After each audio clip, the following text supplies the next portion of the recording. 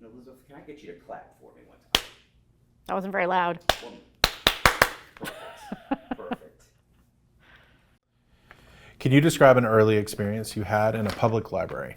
Oh, I was just telling your colleagues that I was kind of a latchkey kid. Both my parents worked, so a lot of times, sort of almost every day after school, I would end up at the public library, and I don't even know if there was a children's section. I feel like I was always in the adult section, no matter how old I was, and just pulling books off the shelf and reading them. That was in middle school. I remember in elementary school, I went to elementary school in Greenville, South Carolina. My mom would take us to the library like once a week, and I would check out like a stack of books, and I had a week to 2 weeks to read them, and I would just fly through them and couldn't wait for library day. And the third story that I'll tell was I was in middle school, and I was doing a group project where we had to design a model city. And so I was meeting with the other students to do this thing. We had a big yellow piece of paper on a table. And I had been in the morning gardening, and apparently, I don't know if I fell into or just sort of got in a tick nest. So I didn't know this. I had showered and come to the library, and I was leaning over, drawing this model city, and there was like a tick on my hair, and one of the kids was like, "Oh, you have a tick on your hair, ooh." So I took it off. I was really calm, whatever. I brought it to the bathroom, threw it out. And then I'm doing something else, and there's one crawling on my arm. And so after like tick number 4, and the kids being like, "What? Why do you have ticks all over you?" I called my mom, and I was like, I need to go home. I have a lot of ticks all over my body. So not really book related, but it happened at the library. It obviously stuck with you. What are you currently reading? I picked for the plane trip a book in a genre that I don't read a lot in. I was inspired by the Broader Bookshelf initiative, and I have a fantasy book called The Book Eaters, which is about these families that feed on books. So they eat the books, and their stories then become part of them. The main character is female, and the family has only really let her read fairy tales with princesses. But I already have the sense that she is going to devour some other books and have a little bit of a different perspective than what they want her to have. So I'm super excited because it's fantasy, which I don't read a lot of, but I am so far loving it. What is your research process for writing a new book? I love research, and I start by reading really broadly. So for me, that means, of course, doing internet research, but also going to the library or using the library. But I also have a background as a journalist. So I always make a list of people that I want to interview for the book. And this is for both fiction and nonfiction. Often, even if I've read a book, by the time it's gotten to me, it's several years out of date between the time it took to write it and also how long it's been sitting on the shelves, whereas the author of that book has probably kept current on whatever the topic is. So I can ask, it's almost like asking a book questions. Like whatever questions you might have at the end of the book, you can actually ask that person. So I interview experts. I'm often looking for, I call them little gems. So they're things that maybe have not been published before. Little sparkly things that are going to make the story come to life. So I ask questions that I definitely ask about the subject matter, but I also ask deeper questions like, what have you learned through this work? Or what do you want the world to know about this topic? And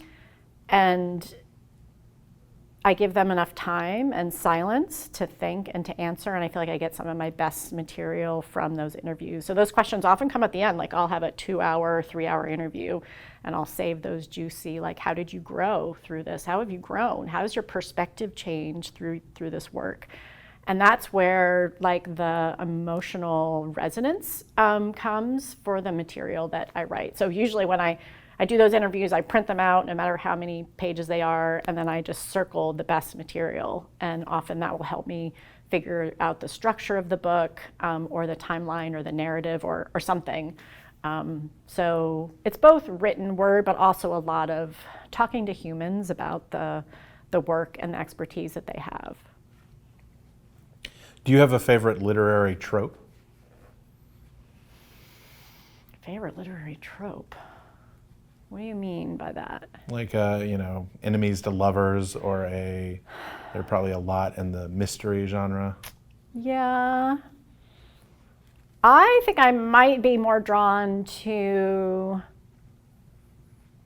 pieces that defy tropes. You think you're headed in a direction, and then it turns out to be a totally different direction. Yeah, I don't think I'm necessarily drawn to like meet cutes, or I don't know. I want something that's going to be surprise me, and so maybe I'm drawn to things that are not too tropey. Tell us about where you sit when you write. Well, I just transformed my office. It used to be totally different. I used to have a desk that was very feng shui and faced the door, and I had bookshelves behind me, and I looked at one window on the side. It's peach. And I had that office for 22, 23, 24 years. But lately I've been going into my office and going like, ugh, I just don't want to work here anymore. So literally, like within the last month, I turned the desk more than 180 degrees. So now I'm not straight out, I'm at an angle. I'm faced two windows. I painted one wall green. I got plants, which I hope to keep alive. I took everything off my walls, so that I now have blank space to put up new art, new things to inspire me. I think when you have been writing for 20, 25 years, I think sometimes you just have to refresh. So I do a lot of my writing there. The other thing that's a little bit different just recently is I used to write on the computer. I'm now working on some fiction, and I'm actually writing those by hand in a notebook, and then dictating them and then editing them on the computer. And I would say the other place that I write is in the outdoors. So I live really close to a trailhead that I walk or run almost every day. I usually take a little notebook, and I get ideas when I'm not sitting at my desk. So I will often jot little notes on my notebooks. Or if I don't have my little notebook, then if I'm running, I'll run home really fast so that I can get to my desk and write down my ideas. So, yeah. What kinds of things do you do in your daily life to respond to climate change? Let's see. Since I got the advance for my climate change book, we have gone from 2 gas cars to 2 electric cars. We put solar panels on our house. When we did that, we were told that it would cover about 80% of our electricity, but through just like simple conservation measures, it covers 100% or more of our electrical needs. So now that electricity is going back into the grid. So those are probably the 2 most powerful things. I know that meat is a big climate contributor. Lamb is the worst. I don't eat any lamb. I do eat some meat, but not a lot of meat. So I would say I'm more of a meat avoider. Like I haven't gone totally vegetarian. But those are just the things that I do personally. But what I really think needs to happen is that I think the government needs to stop propping up the fossil fuel energy system. They need to stop permitting mining and drilling, and they need to stop subsidizing fossil fuel projects. And that's way more important than what any individual person can do. What's a piece of advice that you'd offer yourself as a young writer, knowing what you know now? Piece of advice. I don't know. There's a piece of advice that I know would be really smart to give, but that I don't want me to follow. So that piece of advice would be that if you want to be a big name successful author, then you should focus on either writing for children or writing for adults, either writing fiction or nonfiction, science writing or writing policy books, because if you do that, you will create a name for yourself, you'll grow a following, and everything in your work, publishing life, will be easier. So that is a smart thing to do, but not advice I would give to my younger self, because if I did that I wouldn't do what I'm doing, which is that I write about anything that interests me, anything that that I'm passionate about, that feeds my soul or answers my questions. And when I take on a subject matter, I can decide, what audience do I want to write this for? What form do I want it to take? And I feel like if I did the smart thing, I wouldn't have all the joy and richness that I have by not being smart and following my heart and soul instead of being really clever about how to build a career as a writer. Do you have a favorite sketch or character from Portlandia? Well, I mean, I love Carrie Brownstein. I can't remember what her character's name is. She's the actor. I have one sketch that I think was really funny. Is there's a couple at a restaurant and they're ordering, and one of them orders the chicken, and they, the woman who orders the chicken asks the server, like, where did this chicken grow up? And she's like, oh, it's free range. And they're like, okay, but did they have enrichment activities? And like all the stuff like went way past like organic free range to like, did they get proper medical care? And did they have vaccines? And like just went on and on and on, which, I, try to eat clean and healthy and organic or whatever, which partially might be from living in Portland, but it did make me laugh. I'm like, oh yeah, we do kind of go that direction sometimes. Who's a non-literary artist that you find inspiration from? Oh, well, these days I'm finding inspiration from a whole slew of female visual artists that I just did not know about, for years, for decades. I mean, if I were to throw some names out, so there's like Bridget Riley, who does minimalist kind of op art. Some from, way back in like Baroque times, like Artemisia Gentileschi, whose work is spectacular. Even contemporary artists like Amy Sherald, who we were talking about earlier.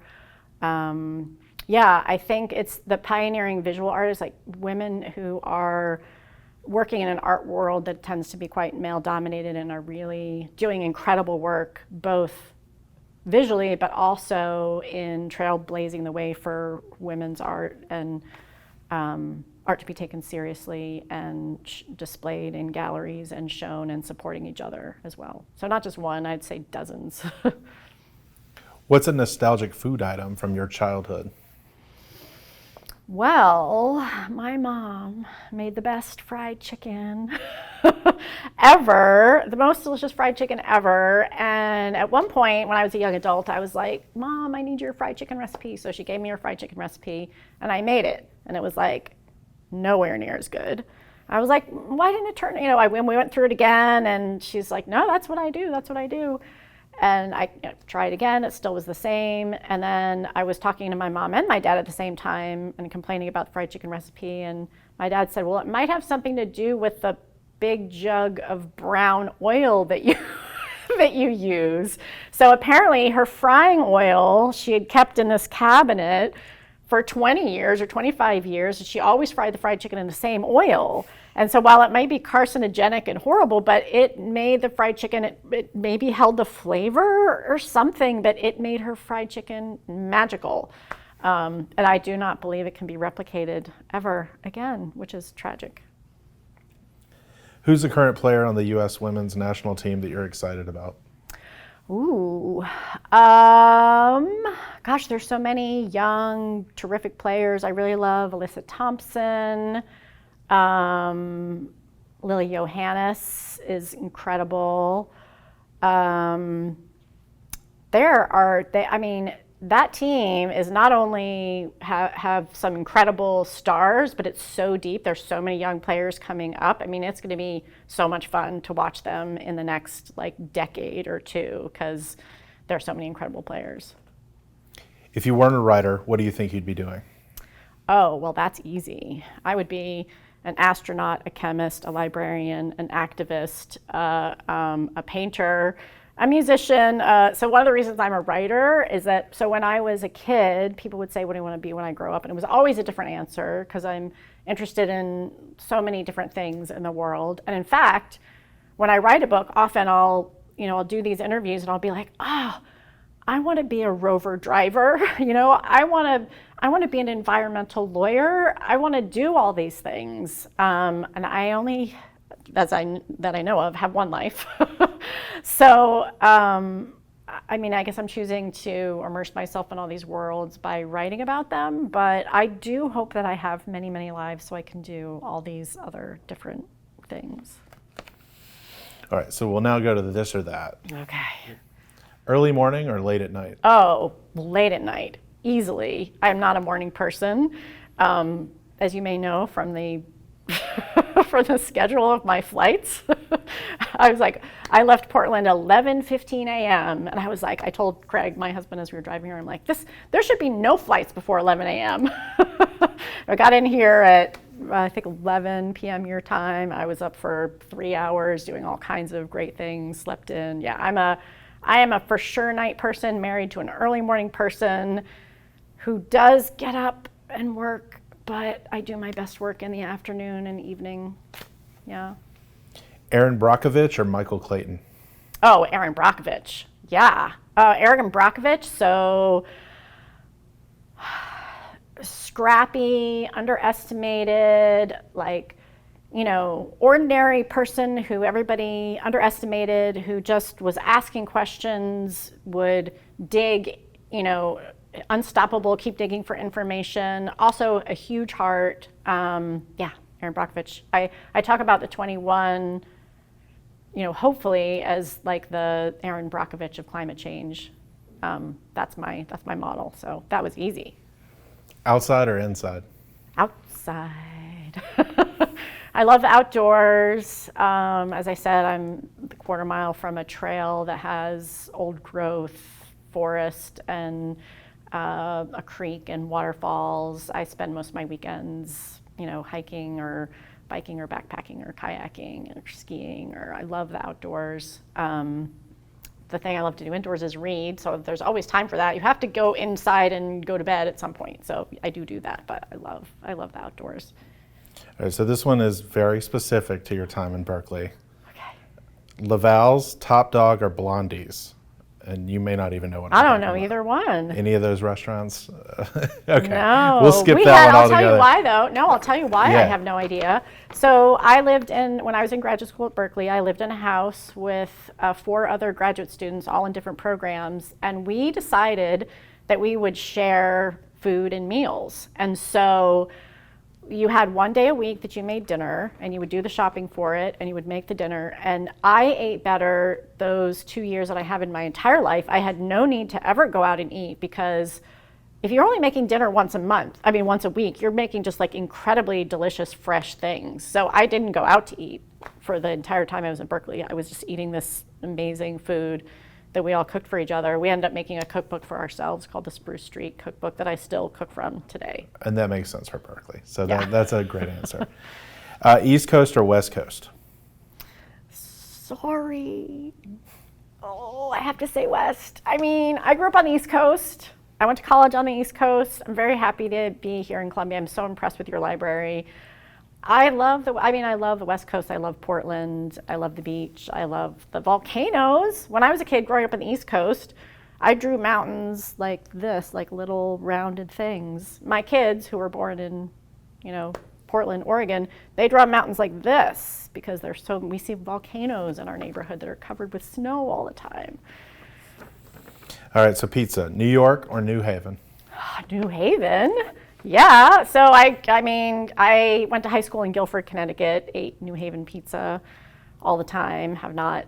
It has not been replicated anywhere else in the world. So if you could move New Haven pizza to the West Coast, that would be good for me. Ducks or beavers? Uh-oh, I have a niece who's a duck and a nephew who's a beaver. You said I don't have to answer everything, so I'm gonna do a pass on that one. All right, and that's it. Okay. That was fun.